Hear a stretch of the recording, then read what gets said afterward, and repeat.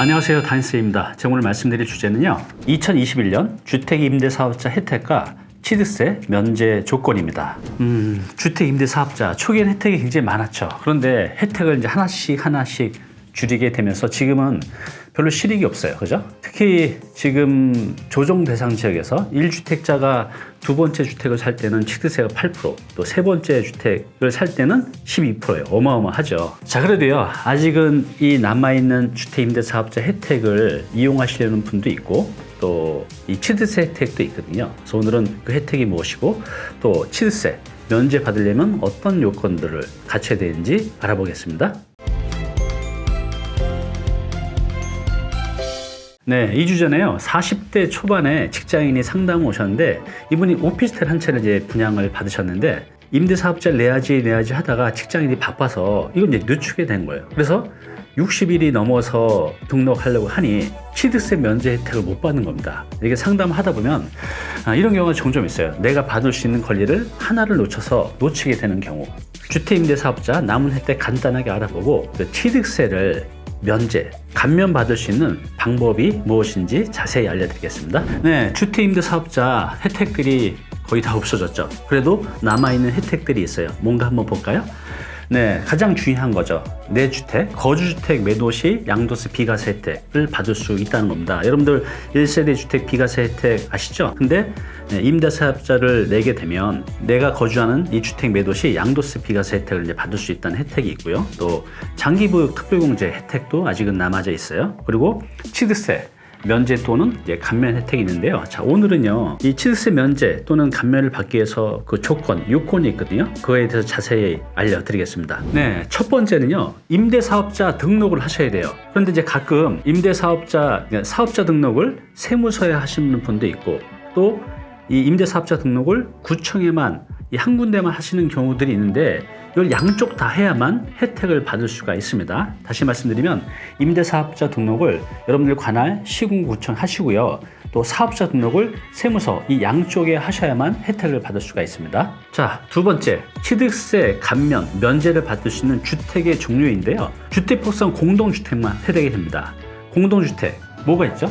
네, 여러분들이 알고 있는 아파트가 공동주택이잖아요. 근데 지금 이 아파트는요, 2020년 7월, 11월 이후부터는요, 아파트는 임대사업자를 낼 수도 없고 또 혜택도 없다는 거죠. 그래서 이 남아있는 공동주택이 뭐가 있죠? 연립주택, 다세대주택, 또 도시형상주택 다세대형, 이 오피스텔, 이런 것들이 임대사업자를 내서 취득세 면제 또는 감면 혜택을 받을 수가 있습니다. 자, 세 번째, 임대기간이에요. 주택임대사업자를 내게 되면 취득세 감면을 받을 수가 있는데 의무 임대기간이 있죠. 자, 그것이 10년입니다. 이전에는 단기 4년짜리가 있었고 또 장기 8년짜리가 있었는데 지금 이게 없고요. 이제는 10년만 남았습니다. 그래서 임대사업자에서 내가 취득세 감면 혜택을 받으려면 그 10년 의무 기간을 지켜야 됩니다. 좀 길죠. 자, 네 번째는요, 가격과 면적 요건이 있어요. 이 두 가지를 또 충족을 해야 되는데 취득 가액이 수도권은 6억 이하, 비수도권은 3억 이하여야 됩니다. 자, 또 하나 면적 조건이 또 충족이 돼야 되는데요. 전용 면적 60제곱 미만이어야만 됩니다. 그래서 이 두 가지가 동시에 다 충족이 돼야 됩니다.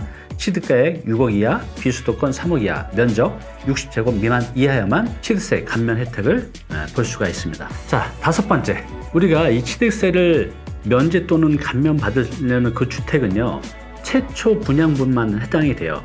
우리가 임대사업자를 내려고 하는 그런 주택들이 기존에 있는 거를 사게 되는 것은 이 취득세 감면, 면제 혜택이 없습니다.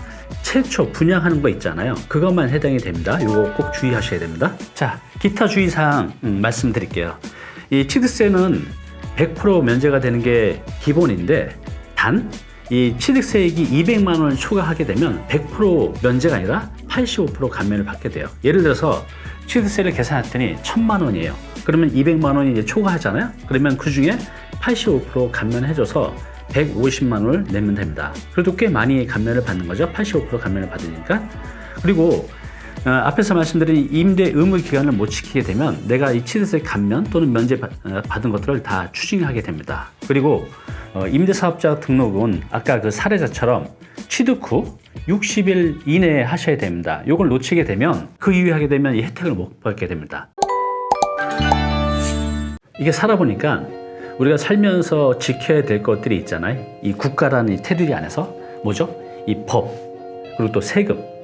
근데 이 법과 세금은 내가 몰랐다고 해서 누가 챙겨주지 않아요. 내가 모르면 그 불이익은 내가 다 보는 거죠. 그래서 여러분들이 오늘 내용 잘 숙지하셨다가 여러분들의 권리 꼭 찾아서 행사하시기 바랍니다.